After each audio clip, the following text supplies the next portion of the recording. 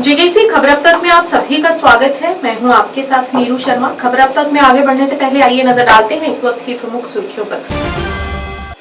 चुनाव नतीजों से पहले इंजीनियर राशिद का पार्टियों को सुझाव, कहा केंद्र द्वारा जम्मू कश्मीर को राज्य का दर्जा बहाल किए जाने तक सरकार गठन को स्थगित रखेगी। मतगणना के लिए सुरक्षा के सभी इंतजाम पूरे, स्ट्रांग रूम पर कड़ी नजर।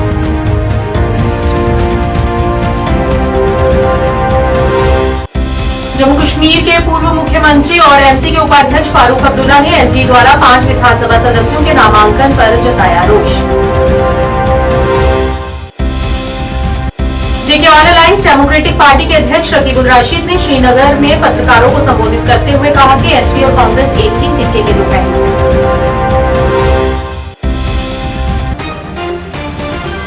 क्या आप परेशान हैं? आज ही संपर्क करें। 100% गारंटी के साथ पाए हर परेशानी का समाधान। प्रेम विवाह के लिए माता पिता को मनाना, प्रेमी प्रेमिका में झगड़ा, सौतन दुश्मन से छुटकारा, तलाक केस, नौकरी कारोबार में रुकावट, विदेश यात्रा या कर्ज मुक्ति, लॉटरी नंबर पाओ 649 हो या लोटो मैक्स, प्यार में धोखा खा चुके प्रेमी प्रेमिका, एक बार जरूर संपर्क करें। मैं आपका प्यार टूटने नहीं दूंगा। 98 769 98 583।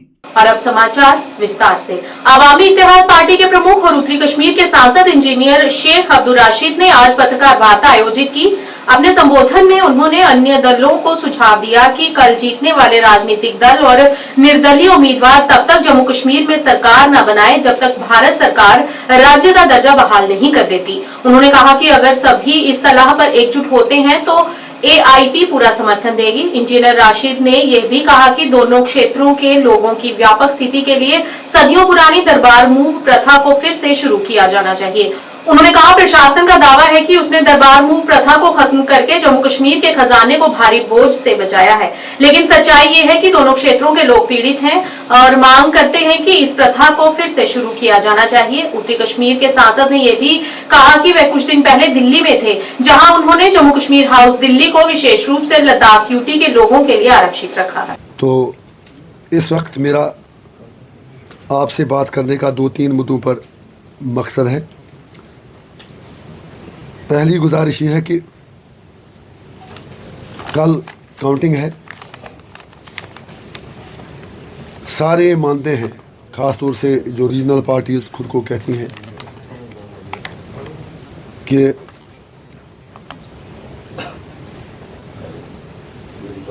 जो भी सरकार बनेगी यूनियन टेरिटरी की सरकार होगी और उसमें जो इलेक्टेड सरकार होगी उसके पास इख्तियारात बहुत कम होंगे।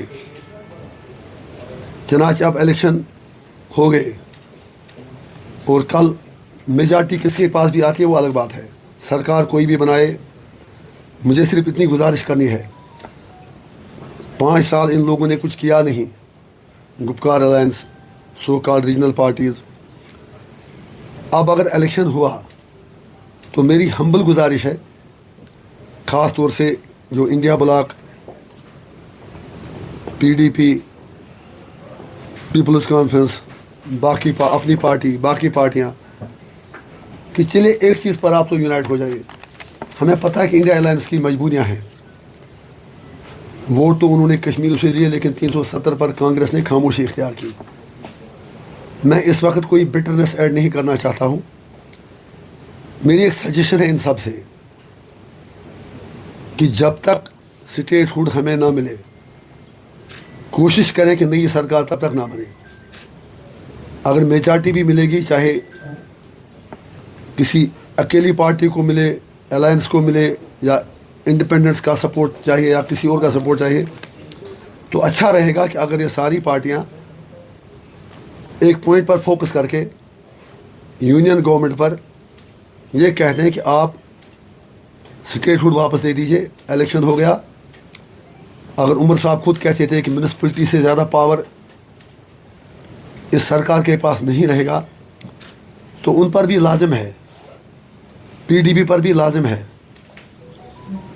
सब पर लाजिम है कि कम से कम एक छोटी सी चीज़ है, उतना बड़ा मसला है नहीं। मोदी जी ने वैसे ही गोल पोस्ट चेंज कर दिया, तो थोड़ा सा मिल के यूनियन सरकार से कहते हैं कि कम से कम स्टेट पहले दें, थोड़ा सा विकार बहाल हो, और अगर इसमें उन्हें एआईपी का भी ताउन चाहिए। हम बाकी चीज़ों को छोड़कर इस एक पॉइंट पर उनके साथ कोऑपरेट करने को तैयार हैं, इरिस्पेक्टिव ऑफ द फैक्ट किसको कितनी सीटें मिलती हैं। लेकिन एक एक वोटर का यही ख्वाहिश है कि यहाँ की सियासी पार्टियाँ बयानबाजियों से आगे निकलकर प्रैक्टिकली कुछ ऐसा करें जिससे लोगों का सेल्फ कॉन्फिडेंस रेस्टोर हो, लोगों के राइट्स रेस्टोर हो, और अगर स्टेटहुड की डिमांड यूनाइटेडली जम्मू और कश्मीर के लोग, पॉलिटिकल पार्टियां, इलेक्टेड रिप्रेजेंटेटिव्स यूनियन गवर्नमेंट तक पहुंचा दें और ये कह दें कि या तो आप हमें स्टेटहुड दीजिए या फिर तब तक हम थोड़ा दूर रहेंगे सरकार से, सरकार बनाने की कोशिश से, तो बहुत अच्छा रहेगा। दूसरी मेरी गुजारिश ये थी कि मैं अभी 2 दिन दिल्ली से होके आया, पहली बार 5.5 साल बाद जम्मू कश्मीर हाउस जाने का मौका मिला। लद्दाख के लोग हमारे भाई हैं। मैं हैरान हुआ ये देखकर कि जो मेन जम्मू कश्मीर हाउस है वो सारा लद्दाख के यूटी को दिया गया है, वो सारा लद्दाख की यूटी को दिया गया है। अफसोस यह है कि अगर जम्मू कश्मीर लगभग 2 करोड़ की आबादी है, 2 करोड़ की आबादी के लिए 2 ब्लॉक, कोई 20-25 कमरे, और लद्दाख की आबादी मुश्किल से 3-4 लाख है, उनके लिए भी उतना ही हिस्सा उसमें दिया गया, उतना ही शेयर दिया गया। ये ज़्यादती क्यों? मैं पूछना चाहता हूँ कि 5 अगस्त 2019 के बाद my humble appeal to government of India and the local government would be that what was the criteria adopted to divide the properties between Ladakh and Jammu and Kashmir. I have love, respect and sympathy for the Ladakhi people. Jammu Kashmir विधानसभा चुनावों के लिए कल होने वाली मतगणना को लेकर विक्रम चौक पॉलिटेक्निक में बने स्ट्रांग रूम के बाहर कड़ी सुरक्षा व्यवस्था की गई है। ये सुरक्षा सुनिश्चित करने के लिए विभिन्न सुरक्षा बलों की तैनाती की गई है ताकि चुनाव परिणामों की प्रक्रिया बिना किसी बाधा के पूरी हो सके। मतगणना की तैयारी के तहत स्ट्रांग रूम के चारों ओर पुलिस बल, केंद्रीय सशस्त्र पुलिस बल और स्थानीय सुरक्षा अधिकारियों की टीम तैनात की गई है। अधिकारियों ने सुरक्षा को प्राथमिकता देते हुए स्ट्रांग रूम के आसपास 100 मीटर का नो पेडेस्ट्रियन जोन भी घोषित किया है, जहां केवल अधिकृत व्यक्तियों को ही प्रवेश की अनुमति दी जाएगी।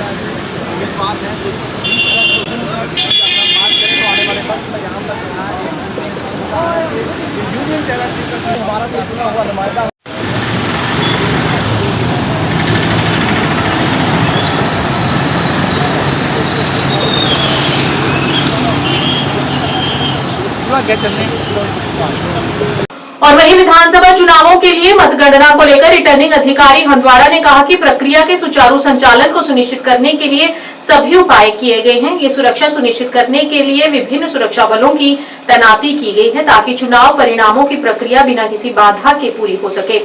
आरओ हंदवाड़ा ने कहा कि आईटीआई क्षेत्र नो ट्रैफिक जोन होगा। गिनती बैलेट वोटिंग से शुरू होगी, उसके बाद वीवीपैट की गिनती होगी।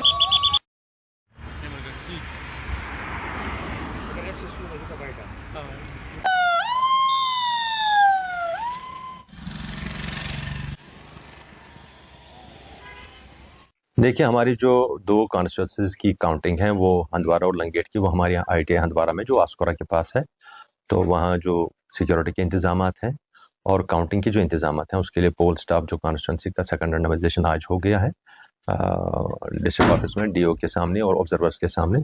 उसके बाद हमारे पास आ जाएंगे, अभी ड्राई रन होगा वहाँ पे ताकि हमारा काउंटिंग स्टाफ ये देख सके कि हम कल सुबह कैसे काम करना है इमीडिएटली, और जो हमारा कल का काम होगा उसके लिए जो अरेंजमेंट्स ज़रूरी करने थे एज पर गाइडलाइंस वो हमने इन प्लेस हैं, सारे इस तरह के अरेंजमेंट्स इन प्लेस हैं।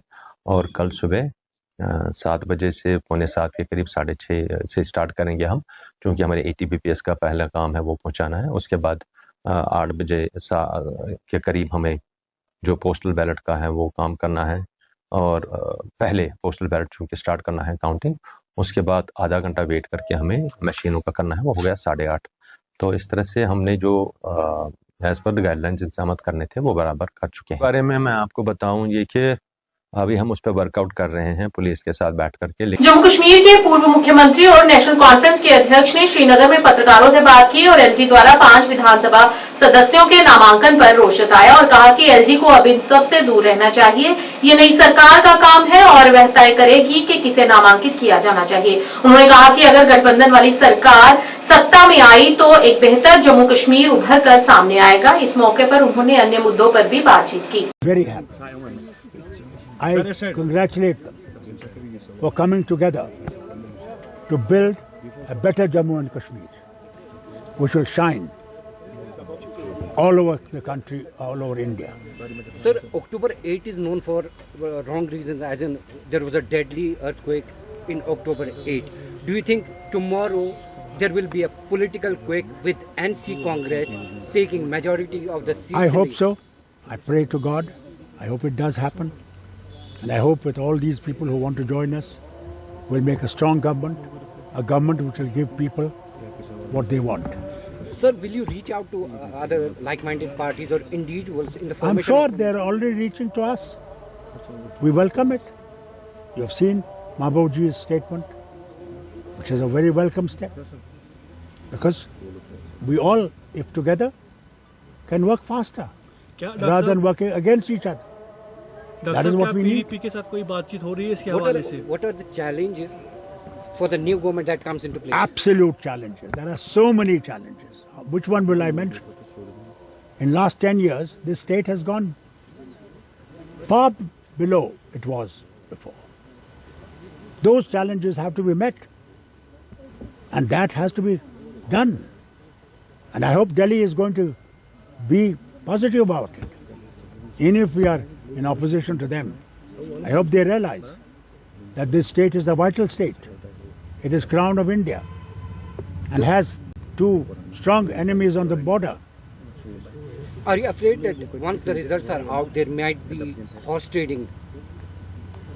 Let them do horse trading. Who stops them? Let them do. Let them see who they can buy. Then he has to face his people. Where will he hide? Doctor साहब, जिस तरीके से आपने कहा कि महबूबा मुफ्ती की party leadership की तरफ से कहा गया कि हमारा सपोर्ट एनसी और कांग्रेस को रहेगा, क्या उनसे किसी तरह की कोई बातचीत हो रही है अभी? कोई बातचीत नहीं हो। मैंने कल ही अखबार में पढ़ा है। मैं तो दिल से उनको मुबारक करता हूँ, शुक्रिया करता हूँ उनका कि वो भी चाहती हैं इस रियासत को इन मुश्किलों से निकालें। और मैं समझता हूँ जितना हम लोग इकट्ठे बैठेंगे उतना हम तेज़ी से काम कर सकेंगे। तो क्या आप रेडी हैं उनको इंक्लूड करने के लिए? क्यों नहीं, क्यों नहीं। मैं नहीं समझता हूँ कि हमें किसी को ये कहना चाहिए कि हम तुम्हारे सपोर्ट को नहीं लेंगे। लेंगे, मैं तो दिल से लूँगा और चाहता हूँ कि जितने अच्छे लोग हैं आएँ और हम इस रियासत को इस मुसीबत से निकाल सकें। वो बहुत ज़रूरी है। डॉक्टर साहब, इस तरीके की खबरें भी है कि एनसी कांग्रेस महबूबा मुफ्ती को राज्यसभा में भेज सकते हैं। ये मैंने नहीं सुना। मैंने सुना, आपने सुना होगा, ये मैंने नहीं सुना। राज्यसभा कौन जाएगा वो वक्त पे पता Doctor, लगेगा। what are your comments about the nomination of 5 MLAs by the I government? have already said repeatedly that His Excellency must detest from doing that. When the government is in power, that government has the right to nominate, and the Lieutenant Governor has to forward that back and say yes. We're not going to put people who are not worth it. One last question, Dr. Saab. Middle East is on edge. Iran has closed its airspace, reported, and a lot of Kashmiris are stranded there. So, how do you see the emerging situation in Middle East, especially Iran? I think it's disastrous for the world, not only for India. It is disastrous for the world. The economic conditions of the world will be so bad. I wonder whether the human being will survive. Therefore, through your media, I want to appeal not only to our own country's government, but to the world governments. Please come and stop these wars, whether in Ukraine or whether in Middle East, if they want world to survive in peace and prosperity. How do you view Ministry of External Affairs Jaishankar's visit to Pakistan in SCO? I think it's a wonderful step. Very good. उनको किस ताकत ने यहाँ लाया? 2 तारीख को उनको वापस जेल जाना था, 16 तारीख को उनको फिर से वक्त मिला मैं हैरान हूँ, वो किस तरफ है? लोगों की तरफ है या बीजेपी के और इनके वो मास्टर्स हैं इनके? कौन है? क्या वो लोगों की बात करता है? कल तक तो वो पाकिस्तान का पैसा लाता था यहाँ, आज वो कैसे कश्मीरियों का हामी बन गया? कैसे? वो पैसा जो लाता था वो किसको दे रहा था? किसने आ रहा था? कहाँ गया उसका वो कश्मीर पाकिस्तान जाएगा? कहाँ गया उसका वो स्लोगन कि प्लेबिसाइट होना चाहिए? कहाँ गया वो? मैं तो अफसोस है मुझे इस पे। रकीबुल राशिद ने आज कहा कि जब इंजीनियर राशिद को रिहा किया गया तो एक सवाल के जवाब में उन्होंने तब कहा था कि यदि वे यहां से सीट निकालते हैं तो वे किसके साथ जाएंगे ये वे तब तय करेंगे। लेकिन अब कल चुनावों के परिणाम आने वाले हैं और आज उन्होंने अपने बयान दिए। यही बयान वे उस समय भी दे सकते थे। उन्होंने उनके इस रवैये के खिलाफ रोष प्रकट करते हुए कहा कि इंजीनियर राशिद भरोसे के लायक नहीं है क्योंकि वे रंग बदलना अच्छे से जानते हैं। और वहीं उन्होंने एनसी और कांग्रेस को भी एक ही सिक्के के पहलू बताया। देखिए, जब यहाँ पर इलेक्शन शुरू हुए, एनसी ने कांग्रेस के साथ मिलकर अलायंस किया, पीडीपी ने किसी के साथ अलायंस नहीं किया। जो यहाँ पर पीएचडी बनी थी वो टूट गई। अब इलेक्शंस ख़त्म हो चुके हैं। जब इंजीनियर रशीद को छोड़ा गया तो मुझे याद है एक जर्नलिस्ट ने उससे सवाल किया था कि अगर आपने 10-12 सीटें जीती या अगर आपने कुछ सीटें जीती तो आप क्या करोगे? क्या आप बीजेपी के साथ मिलोगे कि या आप यहाँ पर जो एनसी और क्या कहते हैं इसे कांग्रेस की कोalition है उसके साथ मिलोगे? उसका जवाब उस टाइम ये था कि मैं उस टाइम में बताऊंगा, ये फैसला मैं उस टाइम लूंगा। तो ये जो आज उसने स्टेटमेंट दिया है वो स्टेटमेंट उसने उस टाइम क्यों नहीं दिया कि हमें यूनाइट होना चाहिए यहाँ पर? उस टाइम क्यों नहीं उसने ये बोला? मैं इतना कहूँगा कि इंजीनियर रशीद शेर की खाल में एक भेड़िया है, गिरगट की तरह रंग बदलने वाला इंसान है। मैंने इलेक्शन होने से पहले ही कहा था कि एक सीट भी एआईपी नहीं जीतेगी। लोगों को धोखा दे रहे हैं, उनको लोगों को धोखा देना था। आप देख लीजिएगा कि उसकी अपनी सीट को भी खतरा है। इंशाअल्लाह ऐसा ही होना चाहिए। मैंने भी इलेक्शन जब हुए थे, मतलब इलेक्शन अनाउंस हुए थे उससे 2 महीने पहले मैंने कहा हुआ था कि यहाँ की जो लोकल पार्टीज़ है उनको आपस में मिलके चलना चाहिए, चाहे सेंटर में बीजेपी की हुकूमत हो या एनसी की हुकूमत या कांग्रेस की हुकूमत हो, लेकिन यहाँ की लोकल पार्टीज़ को आपस में मिलके चलना चाहिए। जब यहाँ की लोकल पार्टीज यूनाइट हो गई, उस टाइम भी पीएचडी बनी थी, लेकिन सीएम को लेकर यहाँ पर इन्होंने आपस में मतलब मतभेद इनके हो गए। तो यहां पर मैंने पहले ही कहा हुआ है, मेन जो 2 पार्टीज थी यहां पर एनसी और पीडीपी, उनको हमेशा कुर्सी की लालच है, वो कुर्सी के भूखे हैं। इस टाइम एनसी और कांग्रेस ने कोalition की है। मैं ये बात कभी नहीं भूल सकता हूं, ये वही 2 बंदे हैं जिन्होंने 87 के इलेक्शन में धांधली की, जिन्होंने यहाँ पर खून की नदियां बहाई, जिन्होंने यहाँ पर कोई ऐसा अंधा कानून नहीं, चाहे पोटा था टाड़ा था, वो नहीं लाया। इसीलिए मैंने हमेशा यह कहा हुआ है कि हमारी पार्टी हम कभी मतलब किसी के साथ कोalition नहीं करेंगे, अलायंस नहीं करेंगी, हम हमेशा अपोजिट में रहेंगे। देखते हैं आगे क्या होगा। ये एक लंबी लड़ाई होती है और हम इसके लिए बिल्कुल fully. Joint action committee OBC ST SC और माइनॉरिटी द्वारा आज जम्मू के प्रेस क्लब में जम्मू में पत्रकार वार्ता आयोजित की गई। इस मौके पर चौधरी रशीद आजम, इनकलाबी farmer deputy commissioner Ramban, Shyamlal Basan सहित कई प्रमुख हस्तियां मौजूद रही। अपने संबोधन में उन्होंने कहा कि चकमलाल में चुनाव के दिन कुछ अज्ञात और शरारती तत्वों ने डिप्टी सीएम के घर पर आकर उन्हें धमकाया और उन्हें धमकियां दी। उन्होंने कहा कि इस तरह की हरकतें अब ऐसे नामी गिनामी लोगों के साथ हो सकती हैं तो आम लोगों की सुरक्षा का जिम्मा कौन लेगा। उन्होंने कहा कि ऐसी हरकतों की सभी राजनेताओं को निंदा करनी चाहिए थी, जबकि ऐसा नहीं हुआ। चंद दिनों पहले जो यहाँ हालात बने हैं लॉ एंड ऑर्डर के, उसके ऊपर हम सबको गंभीरता से सोचना पड़ेगा कि जहाँ हमारी रियासत जम्मू व कश्मीर एक नॉर्मल स्टेट नहीं है, बहुत सी सेंसिटिव स्टेट है। यहाँ अगर इलेक्शन के दौरान पे farmer deputy CM, farmer speaker, farmer leader of opposition और इस तरह के दीगर कई ऐसे इंसिडेंट्स हुए जिनकी जान को खतरा हुआ, लेकिन मुझे अफसोस से कहना पड़ता है कि लॉ इन्फोर्स एजेंसीज को इस वक्त तक काफ़ी काम कर लेना चाहिए था, लेकिन इस वक्त तक कोई खातर खा नतीजा नहीं निकला है।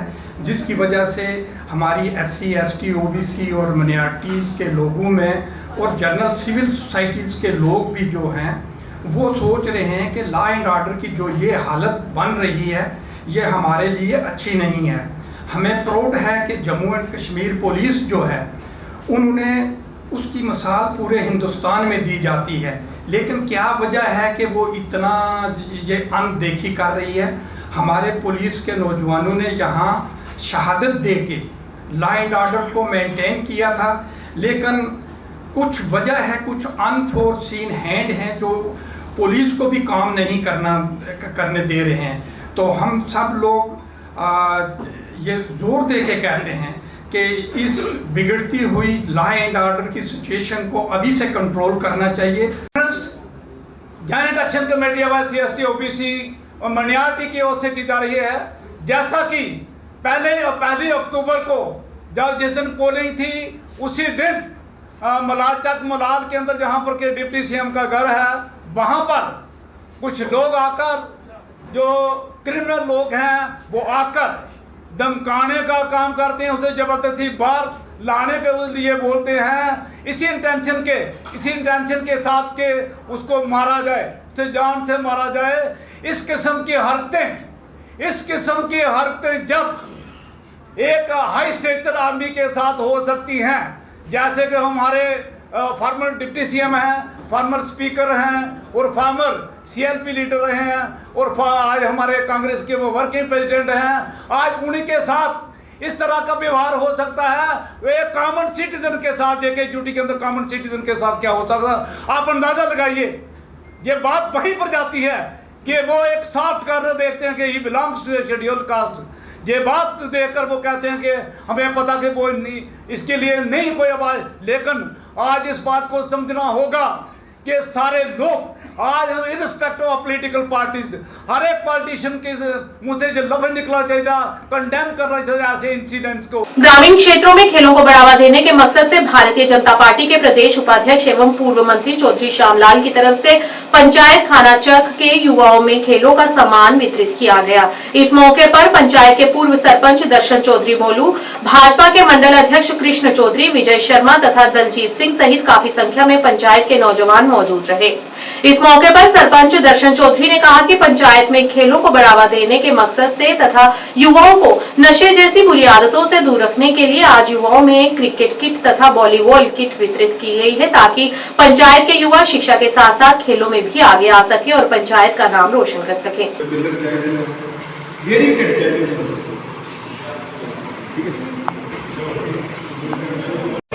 गणपति गार्ड में जो खाने तक के बच्चे हैं जो गेम खेलना चाहते हैं उनको सरपंच दर्शन लाल की तरफ से जहाँ इनको एक क्रिकेट किट प्रोवाइड की गई है, उसके साथ फुटबॉल भी है। हमारा तो यही कहना है कि हमारे जो बच्चे हैं वो फिजिकल फिट रहने चाहिए और नशे की तरफ ना जाएं और अपने आप को गेम में व्यस्त रखें।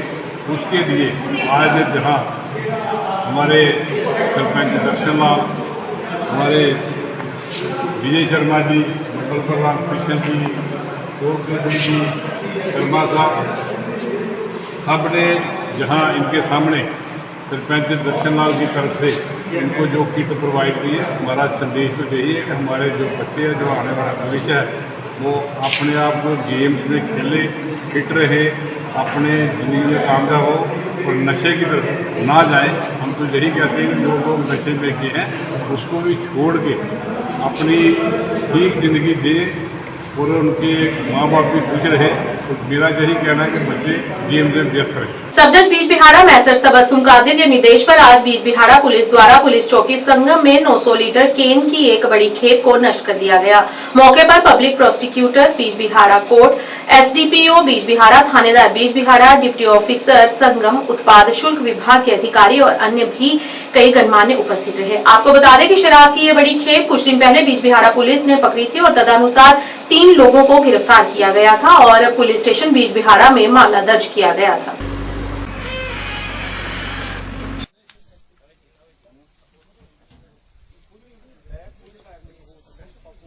ऐसी बात है, ये जो लाइव तस्वीर जो है, लाइव विजुअल्स आप देख रहे हैं, पोस्ट के सीनियर ऑफिसर यहाँ पे मौजूद और कोर्ट बिजगाड़ा है, वहाँ के सीनियर ऑफिसर भी आप कुछ यहाँ पे पुलिस पोस्ट में मुमकिन हो रहा है। बैग्स है जिनमें वो नेवला टाइप कुछ चीजें निकल है, खासकर 900 लीटर ये लिकर के और कुछ ऐसे नशीली हथियार जो है वो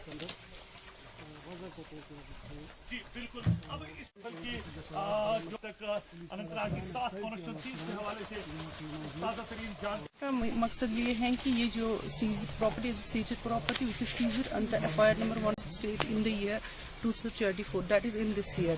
Actually, the main purpose of this destruction of this liquor and other things is that we have to free up the space in the Malkhana and the storerooms in the police station. It created a lot of problem in the police station and the Malkhana of the courtroom. That is why it is mandatory for us to destroy this.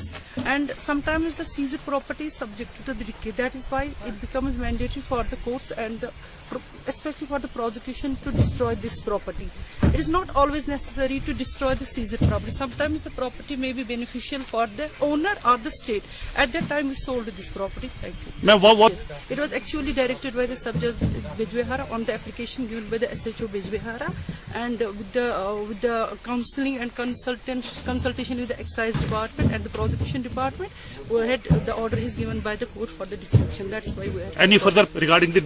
Inshallah, we will destroy other substances which are still pending in our courtrooms and in the Malkhana and the storerooms. पैगंबर मोहम्मद के खिलाफ यती नरसिंहनन की कथित टिप्पणी को लेकर मेंढर में लोगों ने विरोध प्रदर्शन किया और नबी के खिलाफ अपशब्द कहने वाले के खिलाफ कड़ी कार्रवाई की मांग की।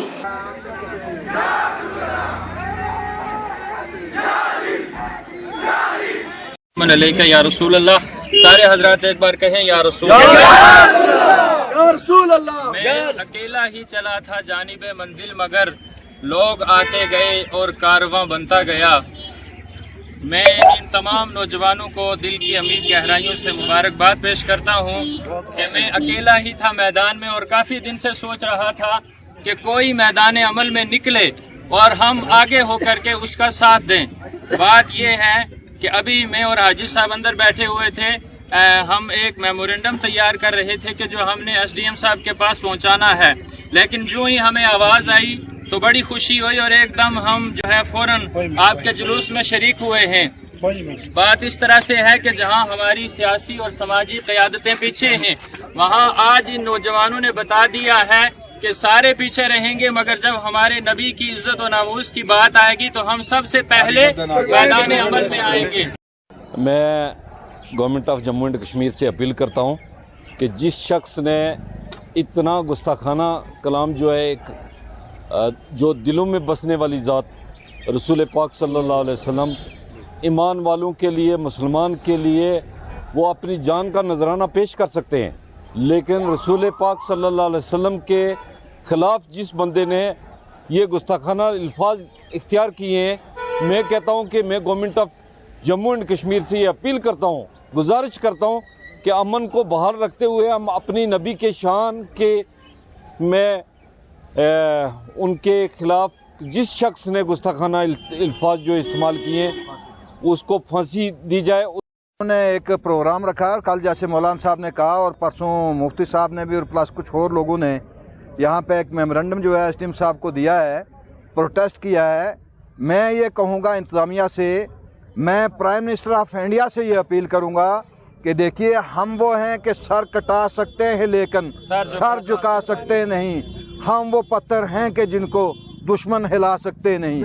मैं हजूर पाक सल्लल्लाहु अलैहि वसल्लम के गुस्ताखी जिस शख्स ने की है, जो वो मलून, जो शैतान, जो हिंदुस्तान में इस किस्म के तरह तरह के शैतान हमेशा पैदा होते हैं और हमेशा वो जो है मिट जाते हैं। आज जो इन्होंने जो प्रोटेस्ट यहाँ पे किया है, मैं इस प्रोटेस्ट के साथ ये वाज़ह कर देना चाहता हूँ गवर्नमेंट ऑफ इंडिया को कि हम हजूर की शान में, इस्लाम की शान में, कुरान की शान में आज के बाद किसी किस्म का कोई मामला जो भी हिंदुस्तान में जो है वो बर्दाश्त नहीं करेंगे। अल्लाहुम्मा सल्ली अला सय्यिदना मौलाना मुहम्मद मादिनिल जूद वल करम व आलिहि व अस्हाबी बारिक वसल्लम। हजरात, आज ये हमारे मेंढर के नौजवान, हर तबका फ़िक्र के जो नौजवान हैं, जिनके जज्बात आज काबू में नहीं हैं। नरसिंहानंद जो एक ऐसा गुस्ताख रसूल और गुस्ताख इस्लाम और गुस्ताख मज़हब एक शख्स है कि जिसने अपनी ज़ुबान से ऐसे बकवास बके हैं। हमारे नबी की शान के ख़िलाफ़ उन्होंने जो जो बकवास किया है, जिस तरह के अल्फाज उसने इस्तेमाल किए हैं, उसी निस्बत से आज मेंढर के नौजवानों के जज्बात काबू में नहीं रहे और इन्होंने खुलेआम आके तो उसके खिलाफ जो है वो प्रोटेस्ट कर रहे हैं। और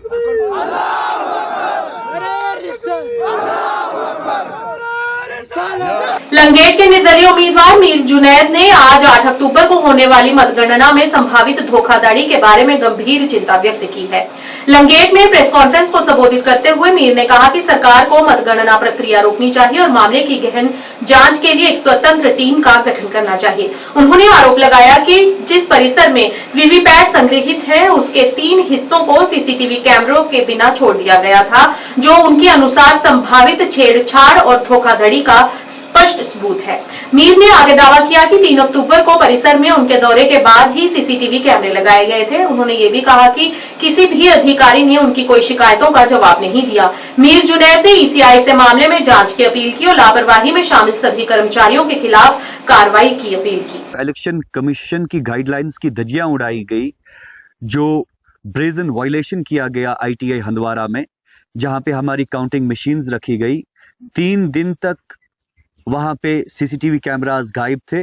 वहां पे बिल्डिंग में सिर्फ एक ही सीसीटीवी कैमरा लगा हुआ था फ्रंट साइड से, जो बाकी साइड से बिल्डिंग के जहां पे मशीन्स रखी गई हैं वहां पे कोई कैमरा नहीं था।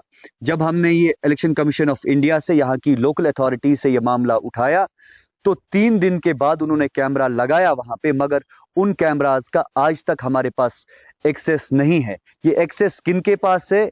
ये इलेक्शन कमीशन ऑफ इंडिया को, यहाँ की अथॉरिटीज को जवाब देना पड़ेगा। और दूसरा, वहां पे 7 मिनट एक 3 अक्टूबर को बिजली चली गई और पावर कट्स हुए। वो 7 मिनट में बिना कैमरास की मौजूदगी में क्या कुछ वहां पे हुआ, उसका इलेक्शन कमीशन ऑफ इंडिया को, यहाँ की लोकल अथॉरिटीज को जवाब देना पड़ेगा। खबर अब तक के आज के इस अंक में इतना ही। नया अंक लेकर फिर हाजिर होंगे, तब तक के लिए दीजिए इजाजत। नमस्कार।